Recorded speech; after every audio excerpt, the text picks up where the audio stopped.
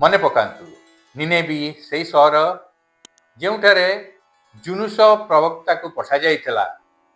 ସେତେବେଳେ ରାଜାରୁ ଆରମ୍ଭ କରି ସାଧାରଣ ଲୋକ ପର୍ଯ୍ୟନ୍ତ ସମସ୍ତେ ପଶ୍ଚାତାପ କରିଥିଲେ ଏବଂ ସହରକୁ କ୍ଷମା କରିଥିଲେ।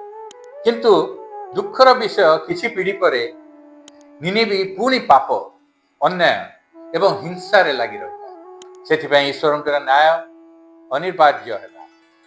ନାହୁମ୍ ପୁସ୍ତକ 1 ପର୍ବ 2 ଆଉ 3 ପଦରେ ଲେଖାଯାଏ, ପରମେଶ୍ୱର ଈର୍ଷାଳୁ ଓ ପ୍ରତିଶୋଧକ, ପ୍ରଭୁ ତାଙ୍କ ବିରୋଧୀଙ୍କୁ ପ୍ରତିରୋଧ କରନ୍ତି।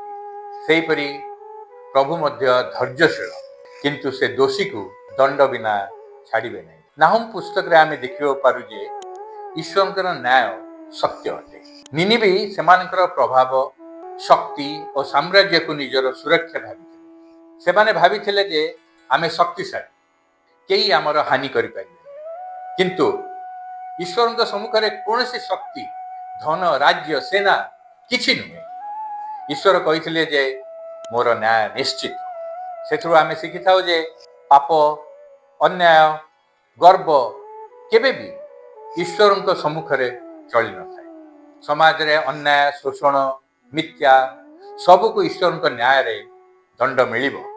ପାପରେ ସାମୟିକ ସଫଳତା ଥାଇପାରେ, କିନ୍ତୁ ଶେଷରେ ନ୍ୟାୟ ଅଟଳ।